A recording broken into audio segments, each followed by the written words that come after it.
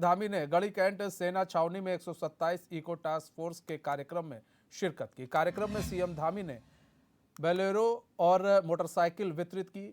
साथ ही सीएम ने मोटरसाइकिल और बोलेरो का फ्लैग ऑफ किया। कार्यक्रम में सीएम धामी के साथ सैनिक कल्याण मंत्री गणेश जोशी भी मौजूद रहे। वहीं सीएम ने पर्यावरण रक्षा के लिए इको टास्क फोर्स के कामों की सराहना की।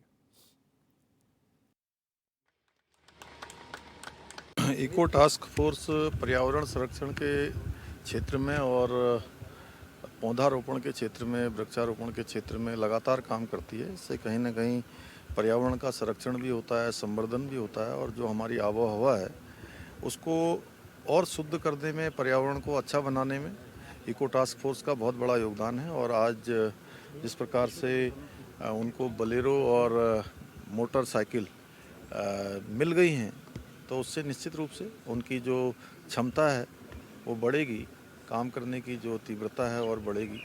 मैं सभी को बहुत शुभकामनाएं देता हूं कि वो उत्तराखंड राज्य को आगे बढ़ाने में, उत्तराखंड की आबो हवा को, यहाँ के पर्यावरण को संरक्षण में, पौधारोपण के क्षेत्र में लगातार काम करेंगे और अपने साथ साथ सभी को कहीं ना कहीं शुद्ध पर्यावरण देने का काम करेंगे। इको टास्क फोर्स पिछले 40 वर्षों से पर्यावरण के क्षेत्र में एक बहुत ही सराहनीय काम कर रहा है। अगर आपको ध्यान होगा, पहले मसूरी के पहाड़ बिल्कुल नंगे हो गए थे, सफेद दिखाई देते थे। जब से इको टास्क फोर्स ने काम करना शुरू किया, क्योंकि मैं लगातार इससे जुड़ा हुआ हूँ, आज जो हर जगह हरियाली दिखाई देती है उसका श्रेय जाता है तो इको टास्क फोर्स के जाता है। और क्योंकि मैं गढ़वाल राइफल का एक पुरुष सैनिक हूँ, मैं एक कार्यक्रम में जब मुझे रेजिडेंटिंग पर यहाँ पर बुलाया गया तो यहाँ के जवानों द्वारा मुझसे मांग की गई कि जोशी जी हमें 2 बोलेरो और मोटरसाइकिल चाहिए, क्योंकि विधायक MLA फंड खत्म हो चुका था। कहते हैं ना, where is a will there is a वे।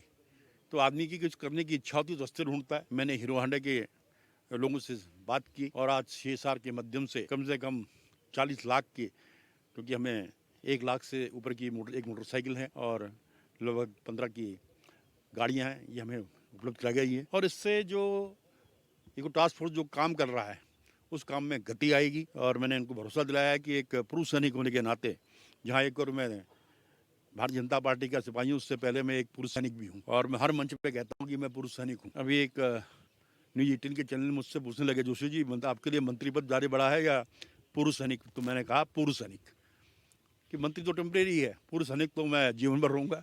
और आज मैं अपने जवानों के लिए कुछ कर पाया, मुझे इसका गर्व है।